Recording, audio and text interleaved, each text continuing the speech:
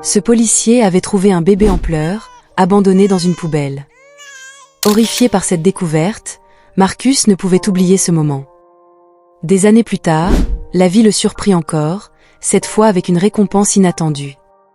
Une nuit silencieuse, dans une petite ville de campagne, Marcus effectuait sa routine de patrouille comme le policier dévoué qu'il était.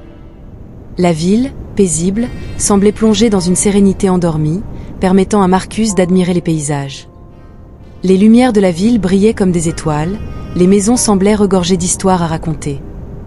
Dans cette contemplation, son esprit s'égara vers des pensées plus profondes. Marcus, âgé de 39 ans, se demandait ce que ce serait d'avoir une famille avec laquelle partager ses journées, ses bons et mauvais moments. Un policier solitaire, il n'avait jamais osé se marier ni avoir d'enfants, marqué par la perte de son père, lui aussi policier, dans une fusillade alors qu'il n'était qu'un enfant. Sa mère, dévastée, ne s'en était jamais remise. Lorsqu'il décida de suivre les traces de son héros, il choisit de le faire sans fonder de famille, évitant ainsi d'infliger à d'autres la douleur qu'il avait connue. Pourtant, il se sentait incomplet, manquant de quelqu'un pour partager ses émotions et pensées. Marcus, un homme simple et travailleur, avait grandi dans une famille de classe moyenne inférieure de cette même ville. Sa mère, couturière, et son père, policier, lui avaient inculqué le sens du devoir. Dès l'âge de 18 ans, Marcus rejoignit la police, animé par le désir de faire une différence. Il était l'un des rares policiers de la ville à se soucier vraiment des habitants, s'impliquant dans des activités locales comme le bénévolat dans des refuges et des événements religieux. Connu parmi ses collègues pour son courage et sa détermination, il n'hésitait jamais à affronter des situations risquées pour protéger sa communauté.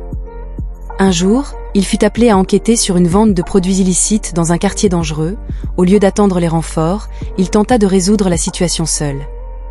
Il approcha les trafiquants avec prudence, essayant de les convaincre de se rendre pacifiquement. Mais les criminels commencèrent à tirer. Derrière une benne à ordures, il se souvenait de son père et fit face courageusement, immobilisant l'un des suspects tandis que les autres s'enfuyaient. Grâce à lui, la police put identifier et arrêter les autres plus tard. Hors du travail, Marcus était humble. Il ne se considérait pas comme un héros malgré ses exploits, passant son temps libre à lire des livres policiers, à regarder des films d'action et à résoudre des mystères, se préparant à devenir détective un jour. Il continuait à travailler sans imaginer que le destin lui réservait une grande surprise. En cette belle nuit, alors qu'il patrouillait, il se retrouva dans une situation inattendue. La nuit était sombre, la brise froide. Il arrêta sa voiture près d'un parc pour se reposer et lire un peu. Marchant lentement, il ressentit le froid de l'hiver naissant. Soudain, il entendit un bruit étrange venant d'un endroit sombre près des poubelles du parc. Curieux et attentif, il décida d'enquêter. Armé, il s'approcha prudemment des poubelles. Ce bruit, non, ce n'est pas possible, pensa-t-il. Mais à sa grande surprise, en ouvrant le couvercle, il découvrit un nouveau-né enveloppé dans une vieille couverture, grelottant de froid et pleurant de détresse. Marcus, choqué, prit le bébé dans ses bras, ressentant une profonde tristesse et colère. Comment quelqu'un pouvait-il être aussi cruel et abandonner un bébé si petit et sans défense? Il chercha autour de lui, mais ne trouva personne. Il appela immédiatement une ambulance et les autres unités pour secourir le bébé. En attendant les secours, il courut vers sa voiture pour réchauffer l'enfant. Assis dans la voiture, tenant le bébé, il ne pouvait s'empêcher de penser à ce qui venait de se passer.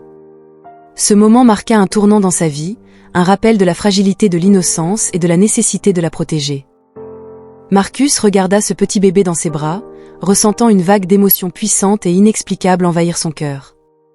Ce sentiment d'affection le submergea et ses yeux se remplirent de larmes. « Comment quelqu'un pourrait-il te faire ça, petit bébé ?» murmura-t-il doucement. Il plaça délicatement le bébé sur le siège passager pour mieux l'envelopper dans une petite couverture. C'est alors qu'il réalisa que c'était une petite fille. Elle se mit à pleurer de froid et Marcus tenta de la calmer. « Oh ma petite fleur, tout ira bien », dit-il en la couvrant. Sa poitrine était serrée et son cœur rempli de sentiments mêlés. Affection et compassion pour cette petite fille si fragile, mais aussi colère et indignation envers la personne cruelle qu'il avait abandonnée dans une benne à ordures. Il était dégoûté. Cependant, pendant un bref instant, en regardant ce petit visage endormi, Marcus imagina ce que ce serait si cette petite fille était la sienne. Il caressa doucement la tête sale mais belle et innocente du bébé, sentant une vague de tendresse l'envahir. Il se demanda comment il pourrait s'habituer à ce sentiment qui le submergeait. Marcus comprit alors qu'il ne savait pas ce que le destin réservait à ce bébé, mais il savait qu'il avait désormais un objectif plus grand. Il décida qu'il ferait tout pour l'aider et qu'il serait de sa responsabilité de protéger cette vie sans défense. Le policier ressentit une immense gratitude d'avoir retrouvé la petite fille et d'avoir eu l'opportunité d'être le héros de sa vie. Il se promit de tout faire pour lui offrir une vie meilleure et la protéger à tout prix. Puis, l'ambulance et les autres policiers arrivèrent, et au son des sirènes, la petite fille se mit à pleurer. Marcus la prit très soigneusement dans ses bras et sortit de la voiture pour rejoindre les autres. L'ambulance arriva et le bébé fut emmené à l'hôpital. Marcus suivit et veilla à ce que tout soit fait avec le plus grand soin et affection. À l'hôpital, il attendait des nouvelles de la santé de l'enfant. Il se sentait responsable de sa sécurité, même s'il venait de la rencontrer. Entre-temps, il essayait de comprendre comment quelqu'un pouvait abandonner une si belle petite fille. Alors qu'il réfléchissait, une infirmière l'informa de l'état du bébé. Heureusement, l'enfant va bien, mais elle aura besoin de soins particuliers. Dès qu'elle se rétablira, elle sera transférée dans une famille d'accueil. Au fait, a-t-elle un nom? Marcus réfléchit une seconde puis dit « Fleur ». L'infirmière sourit. Il avait choisi de l'appeler Fleur pour pouvoir toujours l'appeler Petite Fleur, comme il avait fait dans la voiture. Même soulagé qu'elle aille bien, Marcus avait le cœur brisé à l'idée que la petite fille serait donnée en adoption. Mais maintenant que Petite Fleur était entre de bonnes mains, il avait besoin de découvrir l'origine du bébé. Avec l'aide des autres policiers, ils demandèrent les dossiers des femmes ayant accouché récemment dans les hôpitaux de la ville pour identifier la mère ou le père de l'enfant. Dans les jours qui suivirent, Marcus suivit l'affaire de près. Bien que ce ne soit pas son travail, il était intrigué et faisait de son mieux pour s'assurer que Petite Fleur recevait les soins nécessaires. Il lui rendait souvent visite à la maternité, lui apportant des cadeaux comme des jouets et des vêtements, notamment une tenue rose avec un bonnet moelleux qui enchantait les infirmières. Marcus ressentait un lien spécial avec la petite, se sentant calme rien qu'en la regardant. Il se surprit à imaginer à quoi ressemblerait la vie avec elle, ses premiers pas, son sourire. Cette idée de l'adopter devint de plus en plus certaine, le rendant heureux. Cependant, ses espoirs furent anéantis lorsqu'un couple intéressé apparut pour élever le bébé. Ils étaient jeunes, beaux, menaient une vie confortable et décidèrent de garder la petite fille. Marcus était heureux de la possibilité qu'elle ait une vie meilleure, mais attristé à l'idée de ne plus la revoir. Les jours passèrent et il continua à lui rendre visite à l'hôpital. Finalement, le jour où elle serait emmenée dans sa nouvelle maison arriva. Ses parents adoptifs l'attendaient à l'hôpital. Marcus porta le bébé pour la dernière fois, luttant contre ses larmes. À sa surprise, lorsqu'il demanda aux parents adoptifs quel serait son nom, ils répondirent « Nous garderons le nom Fleur ». Il ressentit une gratitude immense, et les larmes aux yeux, dit au revoir au bébé, sachant qu'elle était entre de bonnes mains. Il quitta l'hôpital, retournant à sa routine de travail, mais la pensée de Petite Fleur restait avec lui. Il était plus déterminé que jamais à retrouver la personne qui avait abandonné le bébé et à faire fleurir la justice. Mais à son indignation, la police lui annonça qu'elle avait clos l'affaire. Dans ce cas, comme la petite fille était en sécurité avec une nouvelle famille, l'homme était en colère. Cependant, étant uniquement chargé d'enquêter sur les drogues illégales et le trafic, il devait simplement accepter leur décision. Ainsi, 23 ans s'étaient écoulés. L'officier Marcus avait 62 ans et toujours pas de femme ni d'enfant. Il avait consacré tout ce temps à sa carrière et était motivé pour ne jamais laisser une affaire comme celle de Petite Fleur se reproduire. Même si l'affaire était close, l'homme avait été promu au fil des années et avait fini par devenir le chef de l'équipe d'enquête. Il était considéré comme un enquêteur renommé. Au cours des années, il avait résolu plusieurs cas, tels que des meurtres, des vols, des trafics et même des crimes organisés, défiant la société. Son dévouement et sa capacité à résoudre des crimes étaient remarquables, et beaucoup le considéraient comme un véritable héros. Cependant, derrière tout son courage, il y avait une blessure ouverte dans son cœur qui n'avait jamais complètement guéri.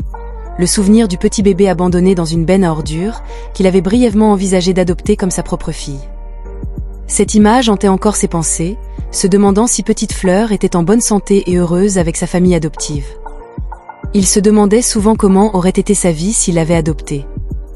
Serait-elle plus heureuse? M'aimerait-elle comme un père? Aurait-elle quelqu'un qui l'attendrait quand je rentrerais à la maison? Ces pensées le tourmentaient encore. Un jour, Marcus était dans son bureau au commissariat de police lorsqu'il fut informé qu'il avait un visiteur. Une belle jeune femme aux cheveux noirs entra. « Officier Marcus ?» demanda-t-elle timidement, un sourire timide sur son visage. Dès que l'homme posa les yeux sur elle, son cœur s'enflamma d'une manière inexplicable. Il hocha simplement la tête, et la jeune femme continua. « Je voulais vraiment te rencontrer, Marcus. Mes parents adoptifs m'ont tout dit sur toi, et tout ce que tu as fait pour moi quand tu m'as trouvé dans les ordures. » Ses yeux s'écarquillèrent, et il sentit son cœur battre plus fort. « Fleur, c'est toi?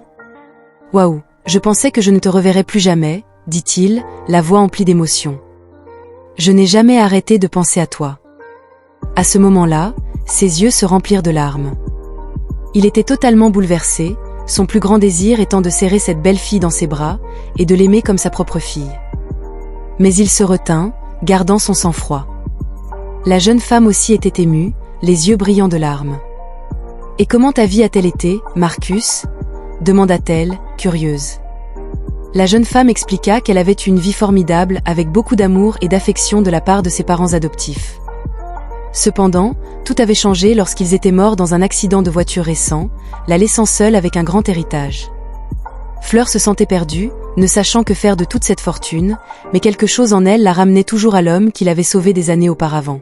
« Je voulais te rencontrer, te remercier personnellement et te récompenser pour tout, » expliqua-t-elle. Marcus secoua la tête avec sincérité. « Je n'accepterai rien de toi. Je ne l'ai pas fait pour de l'argent ou pour une autre raison.